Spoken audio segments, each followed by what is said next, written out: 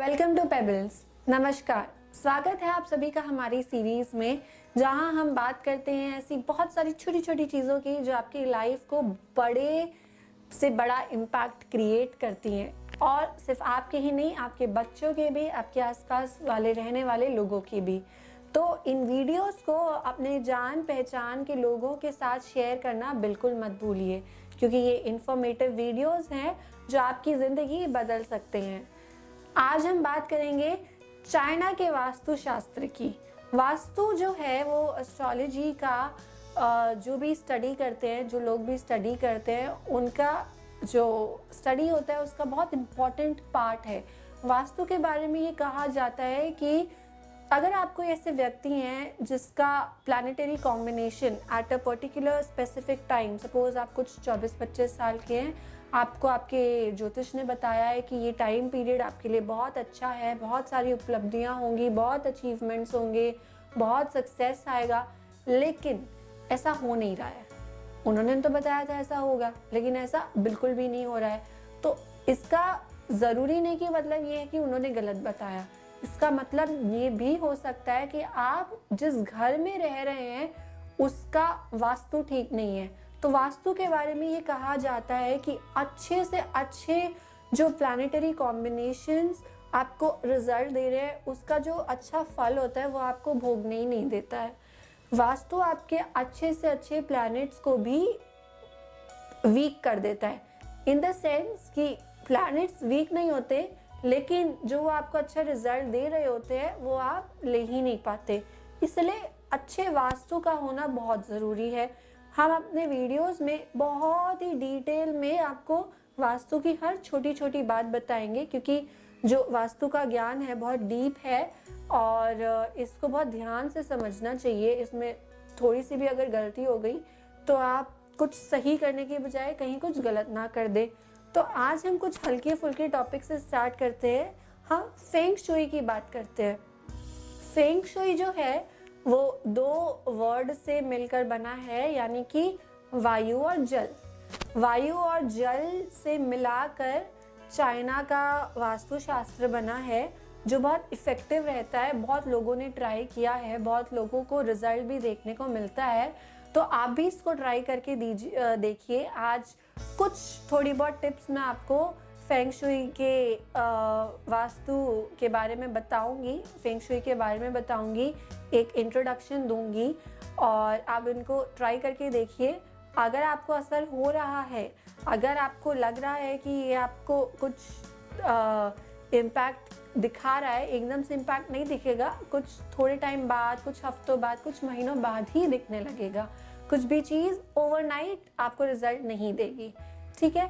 तो आज बात करूंगी सबसे पहले करियर की। ऐसे लोग जो करियर में स्टक हैं, जिनको जो यंग लोग हैं या फिर जो मिडिल एज में हैं, जो जॉब कर रहे हैं, बिजनेस कर रहे हैं, उन लोगों के लिए स्पेसिफिक आज मैं कुछ 3-4 टिप्स बताऊंगी फेंग शुई की, जो घर में कर लेने से बहुत इजी सी टिप्स हैं, जो घर में कर लेने से आपको फ़ायदा हो सकता है। तो जो फेंग शुई है वो एनर्जी में बहुत बिलीव करती है। जो इसकी विद्या है, इसकी स्टडी है, इसको एनर्जी से रिलेट किया जाता है। ये कहती है फेंग शुई कि जो भी चीज़ घर में है वो एनर्जी के रूप में आ रही है। जैसे कि आपके घर का दरवाज़ा खुला, वो एनर्जी अंदर आई और घर की हर एक चीज़ को टच करके जा रही है, वो आपको भी टच करके जा रही है। तो जो ची है, ची एनर्जी को चाइनीज़ में ची बोला जाता है, कुछ लोग की भी बोलते हैं, पर इसका जो सही प्रोनाउंसिएशन है वो ची है। एनर्जी, ची हर चीज़ को जब टच करके जाती है तब आप बिल्कुल यही चाहेंगे कि वो एनर्जी जो हो पॉजिटिव एनर्जी हो, नेगेटिव एनर्जी ना हो, क्योंकि अगर कहीं पॉजिटिव है तो वही चीज़ नेगेटिव भी हो सकती है। तो फेंग शुई में कैसे अपने हर घर के कॉर्नर के अपने घर के हर कॉर्नर को कैसे आप पॉजिटिव एनर्जी से फिल करें, वो बताया जाता है। तो अभी हम करियर की बात कर रहे हैं, यहाँ पे मैं लोगों को दो इसमें डिवाइड करूँगी, कैटेगरीज में डिवाइड करूँगी। दो मेन लोगों की बात कर रही हूँ जो बहुत लोगों ने मुझसे क्वेश्चन भी पूछा है और मैंने अपने डेली लाइफ में भी देखा है लोगों की ये काफ़ी प्रॉब्लम रहती है। तो कुछ रिसर्च करने के बाद मुझे ये पता चला है इस प्रॉब्लम का सल्यूशन क्या हो सकता है। सबसे पहले, अगर आप कुछ ऐसे हैं, ऐसी लाइफ की स्टेज पे हैं जहाँ पे आपको समझ नहीं आ रहा है कि कौन से डायरेक्शन में मेहनत करनी है, यानी कि आपको अपना अल्टीमेट गोल तो पता है लेकिन आपको ये नहीं पता कि आपको कौन से डायरेक्शन से जाना चाहिए। मैंने आपको पहले भी बताया था कि आजकल डायरेक्शंस जो है किसी एक पर्टिकुलर पाथ पे जाने की, किसी एक पर्टिकुलर डेस्टिनेशन पे जाने की जो पाथ्स हैं वो बहुत ज़्यादा हो चुकी हैं, बहुत ज़्यादा क्रिएट हो चुके हैं। जो करियर्स है, जो लाइफस्टाइल्स है लोगों की काफ़ी कॉम्प्लिकेटेड हो गई हैं। तो ऐसे में कंफ्यूज होना एक नेचुरल स्टेट ऑफ माइंड हो सकता है, लेकिन आपको कंफ्यूज होने की ज़रूरत नहीं है क्योंकि मेरे पास आपके लिए एकदम ईजी सा रेमेडी है।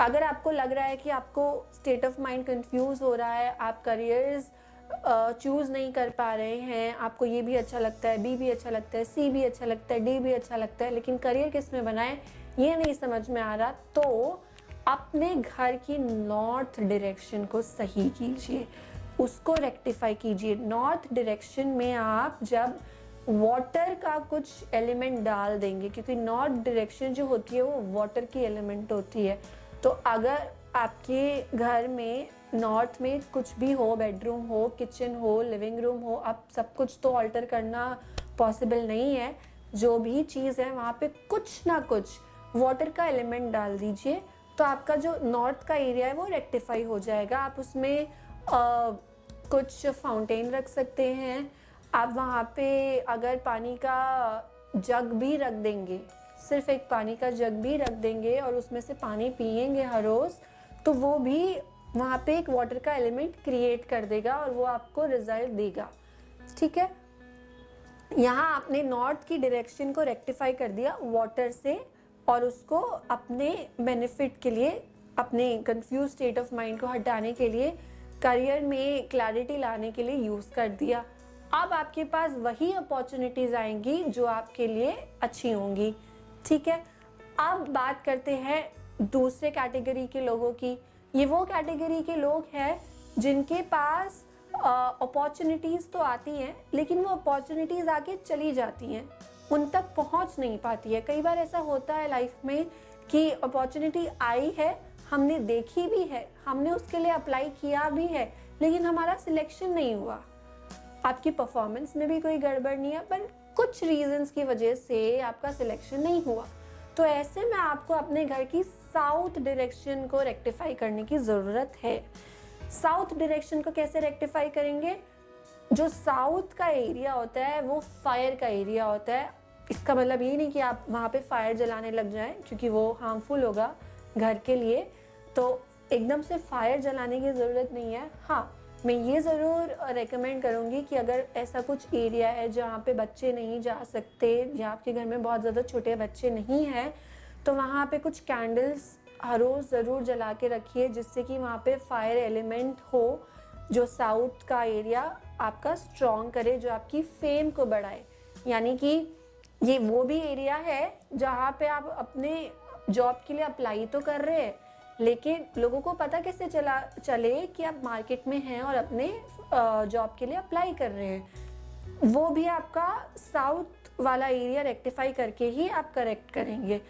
तो अगर आप अपने साउथ के एरिया में कैंडल जला सकते तो बहुत अच्छी बात है, नहीं जला सकते तो क्या करें? अगर आपकी किचन ऑलरेडी वहाँ है तो भी अच्छी बात है, तो उसको आप किचन को वहीं रहने दीजिए। लेकिन अगर नहीं है, कोई और है, बेडरूम है, लिविंग रूम है, तो प्लीज़ ट्राई कीजिए वहाँ पे कैंडल जलाइए। कैंडल भी नहीं जला सकते तो क्या करें? ऑल्टरनेटिव ये है कि रेड कलर का यूज़ करिए, किसी भी फॉर्म में हो सकता है वो। कुछ आप टेबल क्लॉथ बिछा सकते हैं, कर्टेन्स में रेड कलर डाल सकते हैं, जो आपका पायदान है वो रेड कलर का हो सकता है। कुछ ना कुछ आप आर्टिस्टिक होइए और अपने घर में या वॉल को आप रेड पेंट करा सकते हैं, साउथ की वॉल को। तो आपका जो फेम का एरिया है, आप मार्केट में जॉब सर्च कर रहे हैं, ये लोगों को पता चलने लगेगा और आप अपने जो ऑफर्स हैं, अपॉर्चुनिटीज़ हैं, उनको क्लियर भी करना चालू कर देंगे। ठीक है, ये हुआ आपका साउथ का एरिया रेक्टिफाई। साउथ का एरिया हमने रेक्टिफाई किया फायर से या फिर रेड कलर से। हमने नॉर्थ का एरिया रेक्टिफाई किया वाटर से। वाटर का एक और अल्टरनेटिव ये भी है कि अगर आप किसी भी रीज़न की वजह से वहाँ पे वाटर का कोई एलिमेंट नहीं रख सकते नॉर्थ में, आप एक वाटर की पिक्चर भी रख सकते हैं। हालांकि एलिमेंट जो अपने आप में है वो ज़्यादा 10 टाइम्स ज़्यादा पावरफुल होगा, पेंटिंग इतनी ज़्यादा पावरफुल नहीं होगी, तो कुछ हद तक ज़रूर इफ़ेक्ट करेगी।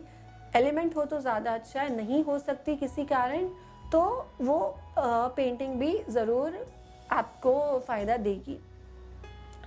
तीसरी एक एक्स्ट्रा बोनस मैं आपको दे रही हूँ पॉइंट करियर में। अगर इन दोनों में से कोई प्रॉब्लम नहीं है, प्रॉब्लम आपकी परफॉर्मेंस में ही है, आप अच्छा परफॉर्म नहीं कर पा रहे हैं अपनी जॉब में या अपने बिजनेस पे, तो क्या करें? तो आप अपने नॉर्थ वेस्ट के एरिया को रेक्टिफाई करिए। नॉर्थ वेस्ट का एरिया कैसे करेक्ट होगा? वहाँ पर अपने अचीवमेंट्स का, सर्टिफिकेट्स का, मेडल्स का एक शेल्फ बना दीजिए। हर किसी के घर में होता है, आप लोग अपने बच्चों के लिए ज़रूर करते हैं लेकिन अपने खुद के लिए नहीं करते हैं, करेक्ट?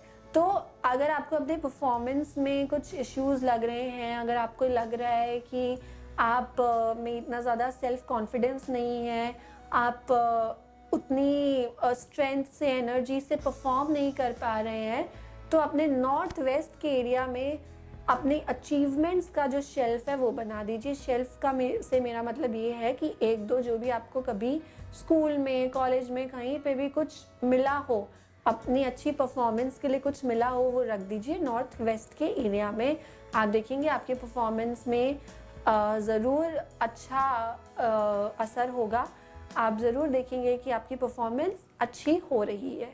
ठीक है, ये बात हुई करियर की। तो फेंग शुई से आपने देखा कैसे छोटे छोटे एकदम बिना घर को तोड़े आप छोटे छोटे इधर उधर फ्लिकर किए अपने घर को सही कर सकते हैं, अपनी जो लक को है उसको स्ट्रेंथन कर सकते हैं और अपनी प्रॉब्लम्स को चुटकियों में सॉल्व कर सकते हैं।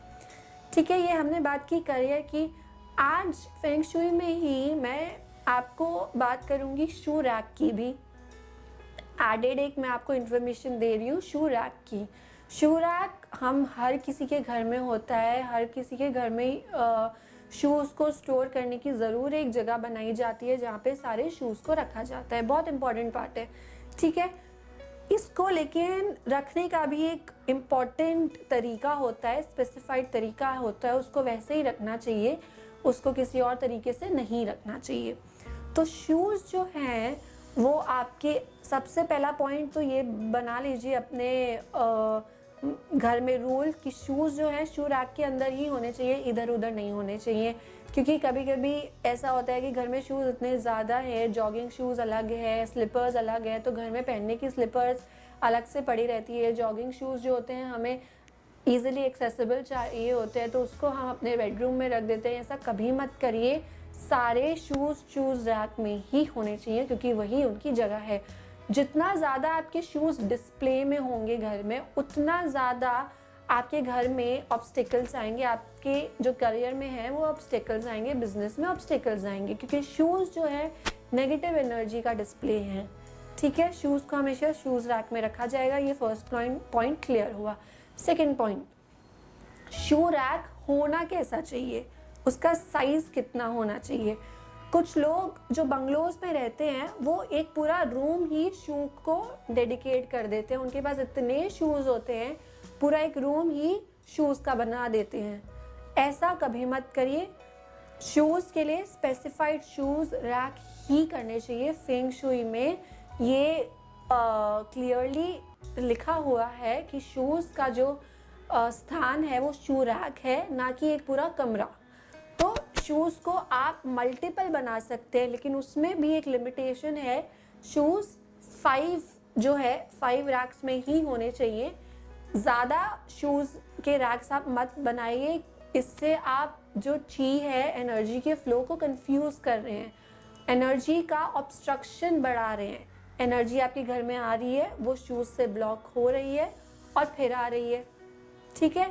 तो उसकी लेयर्स कितनी भी हो सकती हैं, आप उसको कितना भी अंदर शूज़ को स्टफ़ कर सकते हैं। मैं आपको ये नहीं बोल रही कि आप शूज़ कम खरीदिए, घर में शूज़ कम रखिए, no I am not saying that, लेकिन शूज़ का जो नंबर है, शू रैक्स का जो नंबर है वो 5 से ज़्यादा नहीं होना चाहिए, मैक्सिमम 5 ही होना चाहिए। उसमें आप लेयर्स कितनी भी बना लीजिए, आप उसका डेप्थ कितना भी रख लीजिए, आप उसको ब्रॉड कर सकते हैं अगर बहुत ज़्यादा शूज़ है तो, ठीक है। अभी शूज़ के लेंथ पे बात करते हैं। तो शूज़ का लेंथ, शू रैक के लेंथ पे बात करते हैं। शू रैक का जो लेंथ है वो पूरे जो कमरे का लेंथ है उससे 1/3 ही होना चाहिए, उससे बड़ा नहीं होना चाहिए। अगेन, अगर शू रैक का जो लेंथ है उससे 1/3 से बड़ा हुआ, आप फिर से एनर्जी के फ्लो को ऑब्स्ट्रक्ट कर रहे हैं। पॉजिटिव एनर्जी आपके घर के अंदर आ रही है और आप उसको ऑब्स्ट्रक्ट कर रहे हैं अपने शू रैक की लेंथ की वजह से, ठीक है। शू रैक का लेंथ पता चल गया, नंबर पता चल गए, और क्या चीज़ें हो सकती है जो शू रैक को रखने की आपको मदद कर सकती हैं।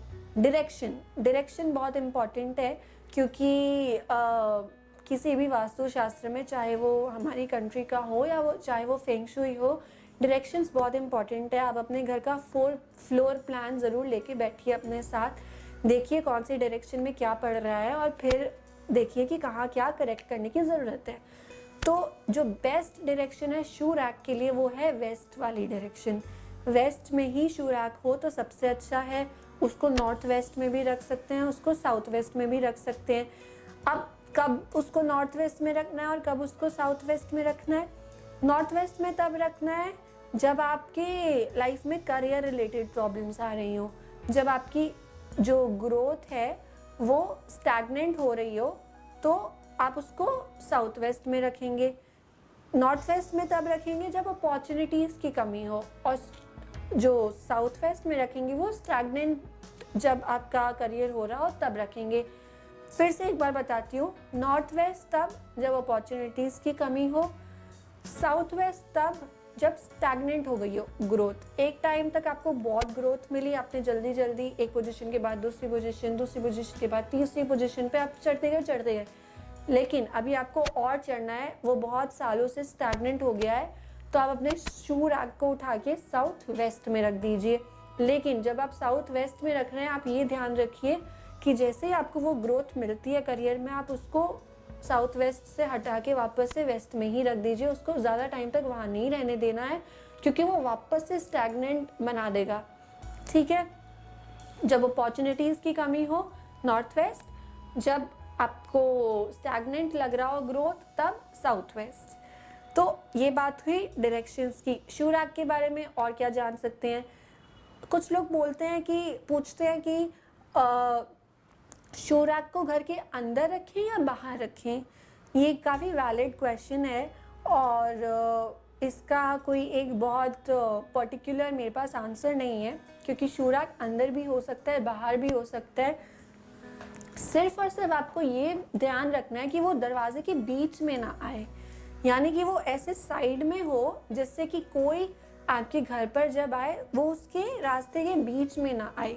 ना तो कोई शूज़ या चप्पल बीच में ना आए, ना तो शू रैक बीच में आए, क्योंकि लोगों की तरह एनर्जी जो है वो भी आपके घर में ऐसे ही ट्रैवल करके आ रही है, और अगर उसको घर के डोर पर ही ऑब्स्ट्रक्शन मिल गया तो वो एनर्जी नेगेटिव फॉर्म में अंदर आएगी। बाहर से वो पॉजिटिव आ रही है, शूज़ की वजह से वो नेगेटिव फॉर्म में आएगी। तो शू रैक को हमेशा साइड में रखना है, चाहे वो आप घर के बाहर रख रहे हैं या अंदर रख रहे हैं। ऐसा ज़रूरी नहीं है कि शू रैक को हमेशा फ्रंट डोर के पास ही रखना होता है, ऐसा कोई ज़रूरी नहीं है। आप उसको किसी भी डायरेक्शन में किसी भी लोकेशन में रख सकते हैं, एज लॉन्ग एज वो वेस्ट डायरेक्शन है तो, ठीक है। अभी एक और लास्ट मैं पॉइंट लेती हूँ शूज़ के बारे में। ये कुछ मेरी ऑब्जर्वेशन है कि नॉर्थ इंडिया में जब आप जाएंगे घरों में तब शूज़ को अंदर पहनकर आ जाते हैं और साउथ इंडिया में शूज़ को बाहर उतार दिया जाता है। तो कौन सा सही है, नॉर्थ इंडियन सही है या साउथ इंडियन सही है? इसका भी जो एक्सप्लेनेशन है वो बहुत स्पेसिफिक नहीं है, बहुत इसका मैं एकदम ये नहीं बोल सकती कि नॉर्थ वाले सही है या साउथ वाले सही है। दोनों का अपना लॉजिकल एक्सप्लेनेशन है। नॉर्थ वाले इसलिए पहनाते हैं क्योंकि वो नहीं चाहते कि बाहर एनर्जी का ऑब्स्ट्रक्शन हो, ठीक है। साउथ वाले इसलिए रख देते हैं बाहर, वो नहीं चाहते कि इन्फेक्शंस घर के अंदर आए। तो इसका एक मिडवे होना चाहिए, और वो मिडवे ये है कि आपके घर में जब कोई मेहमान आ रहे हैं तो आप उनके लिए एक अलग से शू कैबिनेट बनाइए। ये थोड़ा सा अजीब लगेगा, लेकिन this is the most logical thing that you can do for your house. I am sure जब आप अपने गेस्ट को ये करते हुए देखेंगे तो वो भी आपसे इम्प्रेस होंगे और वो भी अपने घर में ये करना चालू करेंगे। आप उनको रिक्वेस्ट करिए या आपने अपने डोर पे एक नोटिस लगा दीजिए जिसमें ये लिखा हो, please remove the shoes in the shoe cabinet, जिससे कि ना तो आपके घर में वो इन्फेक्शंस आएंगे जो वो स्लीपर्स और शूज़ अंदर पहन के आ रहे हैं उनसे, ना ही वो अपने शूज़ को बाहर उतार कर आएंगे जिससे कि एनर्जी का ऑब्स्ट्रक्शन होगा। इनफैक्ट शूज़ जो हैं वो जो अपॉर्चुनिटीज़ हैं उसका एक सिंबल है, उसका एक मेटाफर है। तो जब आपके घर में गेस्ट आते हैं, भले ही आपका फ्रंट डोर बंद हो, लेकिन देखकर ही बाहर वाले लोगों को पता चल जाता है कि घर में गेस्ट हैं। कैसे पता चलता है? शूज़ देखकर। तो वैसे ही अपॉर्चुनिटीज़ जो है वो शूज़ का सिंबल है। तो आप बिल्कुल नहीं चाहेंगे कि लोग आपके घर में पीप इन करें, लोगों को पता चले कि आपके घर में क्या चल रहा है। वैसे ही आप बिल्कुल नहीं चाहेंगे कि आपके घर, आपकी जो लाइफ में अपॉर्चुनिटीज़ आ रही है उस पर किसी की नज़र लगे या उसको कोई देखे। इसलिए ये बेहतर रहेगा कि आप अपने शूज़ को शूज़ कैबिनेट में रखें, अपने गेस्ट के शूज़ को भी शूज़ कैबिनेट में ही रखिए। आई होप आपको ये वीडियो अच्छा लगा हो और आपको यूज़फुल हो। Please like, share and subscribe the video. अपने क्वेश्चंस पूछते रहिए, अपने कमेंट्स देते रहिए, एंड थैंक यू।